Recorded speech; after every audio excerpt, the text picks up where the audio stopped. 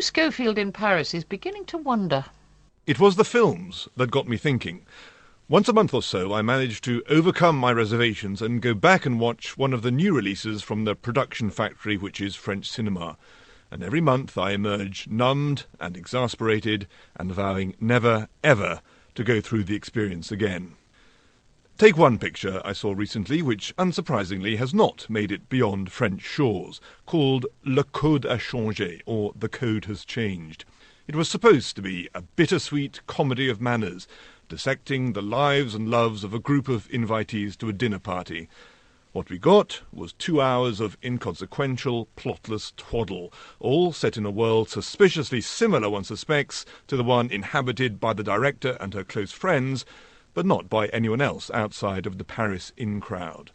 Or take the comedy Le Vilain, The Villain, which has just come out. It's billed as an offbeat caper, in which a bank robber takes refuge with his mum, only to find that she's a bit of an odd'un herself.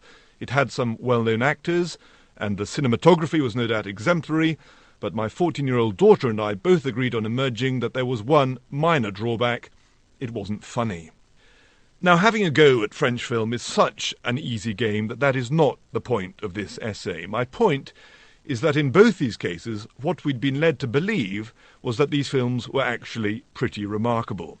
It wasn't just the listing magazines or the internet sites that gave them a big hand. It was the serious critics in Le Monde and the Figaro and elsewhere who used adjectives like hilarious, tender, burlesque, complex, original. In fact, when one looks around, one realizes that there is an unusual level of flattery, one might almost say obsequiousness, in French public life, especially when it comes to culture.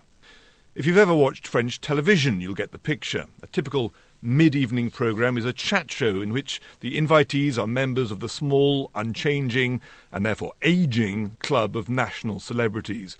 Behind, in rows of seats, a youthful audience, handpicked for telegenic good looks, bursts into applause at every stale anecdote or hackneyed clip from the archives. At the more serious end of the market, the annual literary season is in September, when there's a rush of new publications and the big book prizes like the Goncourt are announced. Here, too, listening to the reviews is like being beaten about the head with a powder puff.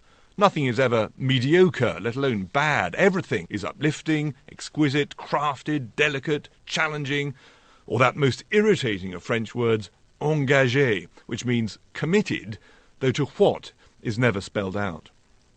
One could take this further and look at the way politics too is infected by the sycophancy bug.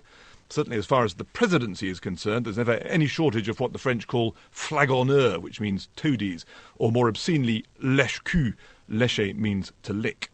Nicolas Sarkozy may be reviled by the Paris intelligentsia, which he is, but at the Élysée, so they say, his biggest problem is the yes-men who only tell him what they think he wants to hear.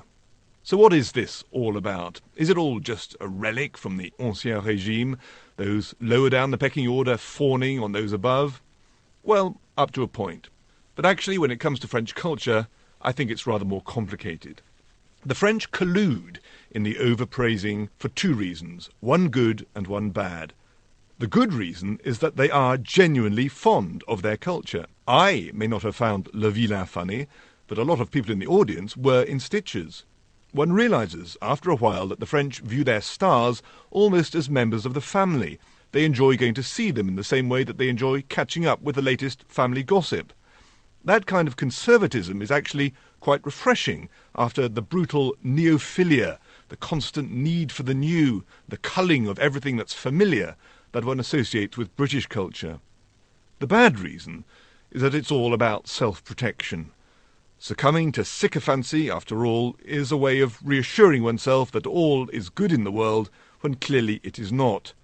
Seen like that, the French are merely deluding themselves that their culture matters the way it once did, sticking their fingers in their ears, if you like, and whistling to Johnny Hallyday.